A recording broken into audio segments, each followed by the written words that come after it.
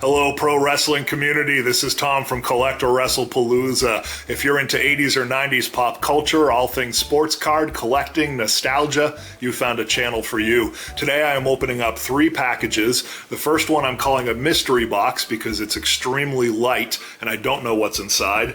The second one is another very light envelope, which gives me pause because why did they pack this card in such a big envelope?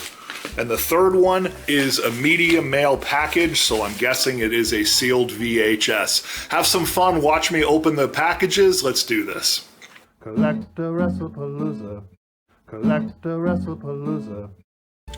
So before I get into the opening, let's do a pop-up poll. Comments below. What is the best odd weapon in classic pro wrestling history? And the nominees are 1. The Freebird's hair cream, 2. The Mounties shock prod, and 3. Cowboy Bob Orton's cast. Leave your comments below. Which one do you think is the best odd weapon in pro wrestling history? Or if you have another example of an odd thing that someone used to beat each other up in the old school pro wrestling ring, leave a comment on that instead.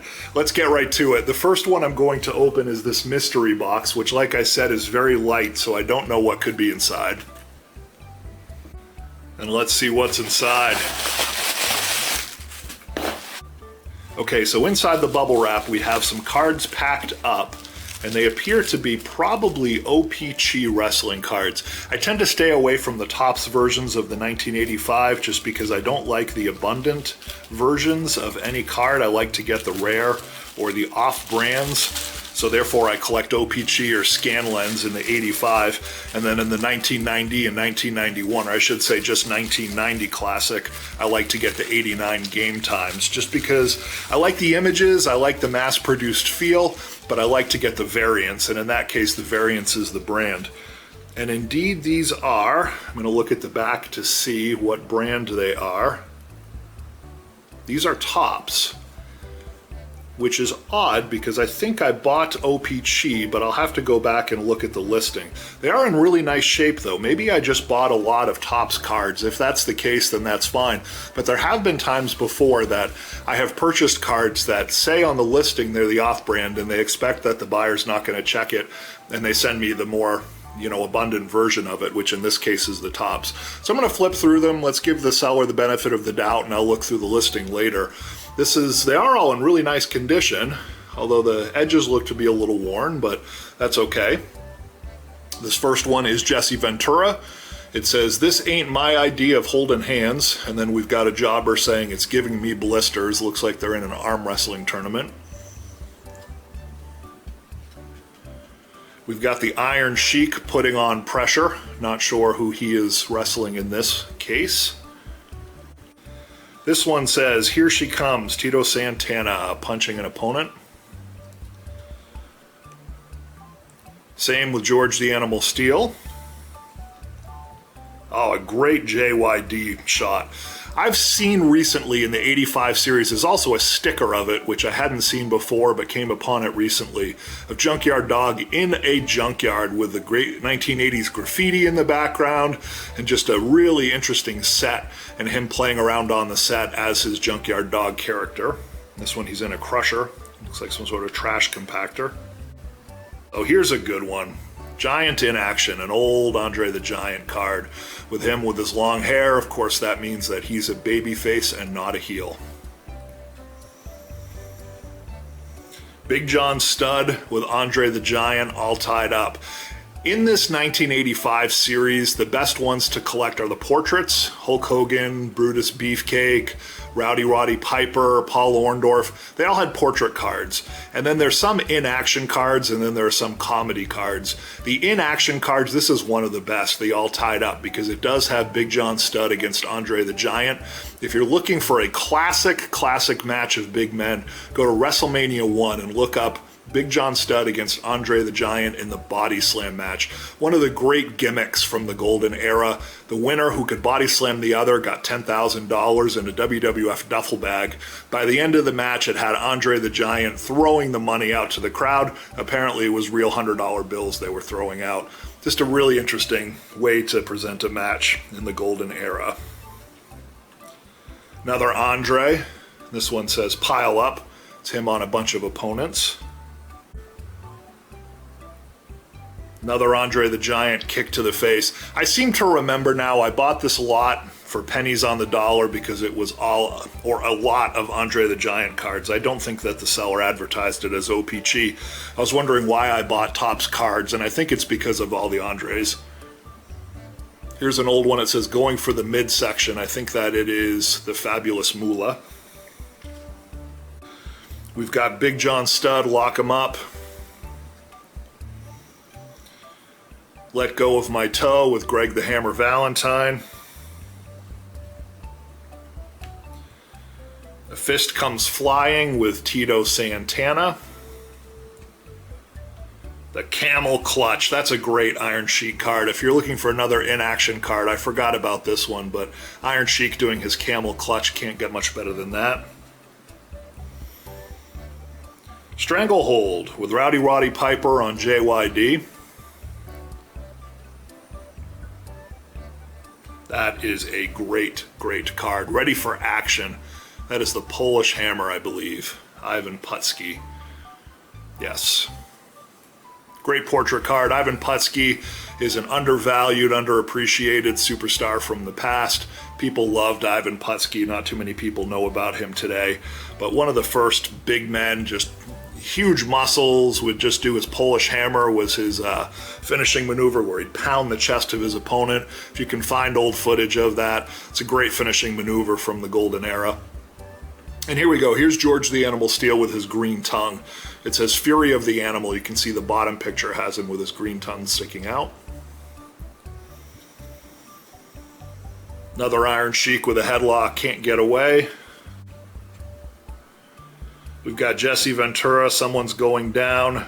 Looks like he might be against the Polish Hammer there. And I forget what they would call that. Back in the days, the commentators would say technical maneuvers. They'd call this a collar and elbow tie-up, I believe, or something of the sort, or the guy would grab the trapezius muscle, and they would always make it sound like these guys were doing amateur maneuvers, and it really was great. It was a great style of commentary back in the day. Again, if you're a new school wrestler, go back and check out the commentary from the 80s. Worth the price of admission alone. Here's the fabulous Moolah. That's a portrait card of hers, so arguably if you want to collect Moolah, that would not be a bad one to have. Another Greg Valentine. Looks like he has Jimmy Snuka up in some sort of midsection crush maneuver. I forget what you call that, but you can tell it's Jimmy Snuka from his tights. And finally, we've got Roddy Piper on Piper's Pit. He says, I don't think I'll ask that question again. And then his guest is saying, wise guy, have a fist sandwich. Second package here is the big envelope. Let's see what's inside. Oh, it's a small envelope. My guess is that they tried to send the small envelope. It looks like it got sent back to the sender, so they just put it in a big envelope. So that answers my question as to why I got a big envelope for a single card. This one's packed up in paper towels, which is probably not the best idea unless it's also in a team bag because of the lint. Let's hope that's the case. It is. And this should be a 1989 Gametime, and it is. I had purchased a 1989 Gametime in a previous video, and folks that watch my channel know they sent me a 1990 and I sent it back. Again, what I thought might have happened with those tops is it was advertised as a different brand. I always like to give the benefit of the doubt to the seller in those instances, that they just sent the wrong thing instead of them trying to do something deceptive or accusing them of that. In that case, the seller was very understanding and gave me my money back immediately, said he had a number of cards, some of them Gametime, some of them Classic, and he must have sent the wrong thing. This time I did get the 1989 Gametime version. I'm a huge fan of this card in either the 1989 or 1990 version, but I do like to collect the 89s because I think they're extremely undervalued and so much rarer than the 1990. If you want to talk about Ultimate Warrior rookies, this one would be in the category. The 1990 probably would not, because there are cards that came out a year earlier, namely this 1989 Gametime. And the way you can tell is on the back of the card. It looks exactly the same as the 1990 Classic, but the copyright in the corner is going to say copyright 1989 Gametime Incorporated instead of saying 1990 Classic, 1990 Titan Sports. So this is the 89 version. It's the portrait card of the Ultimate Warrior. The other reason that this one is iconic is just look at that photograph. What a great way to capture Ultimate Warrior during that era. Love this card. Picked it up raw for pennies on the dollar. If I see them, I snatch them up. I think this card will have its day. And the final package here. Inside we have, ooh, this is not sealed, but it is one I was extremely excited for. 1991 Royal Rumble, one of the best VHS covers in the classic WWF 1980s collection from Coliseum Video. Although this one is from 1990, but I lump it in with the 80s versions because it is that old school main event pay-per-view.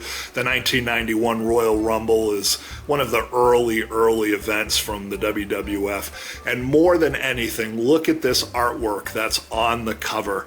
That is classic imagery. I picked this one up because it appeared it still had the original slip cover on it, which to me meant that it was probably in better condition. Seeing it now, the box is a little crushed. Oh well. It's vibrant, the cover looks great, that's what really matters. And it is not sealed. You can see on the bottom it does come out here. But it also is one of the big box, which means that there was an airspace right here, another channel, to make the box appear bigger on the shelf, which made the artwork on the front jump out even more because it's a bigger box than the normal one. Everything in the 80s and 90s was larger than life, or in the early 90s. This just personifies that era of professional wrestling. Bright colors, superstars, love it, love it, love it. Let's look at the tape itself. On the listing, the tape looked pretty good.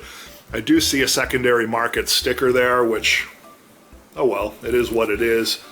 But the front of the tape looks pretty good. It does have the Coliseum Video 1991 on there. There may have been a sticker here at one point, although it's hard to tell with these. If you see ones that have a side sticker, that's usually the first sticker to fall off if it contained a sticker in the first place.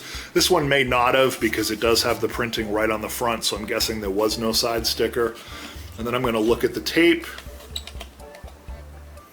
And the tape looks fine. So no sign of mold, looks fresh, looks clean. There's not much scuffing on the front. I think that this is a great pickup.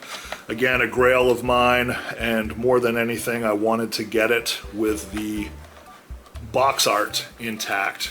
You can see Ultimate Warrior here. You can see Hulk Hogan, Macho Man, Big Boss Man, Earthquake, Typhoon. You got Sergeant Slaughter. You've got Legion of Doom.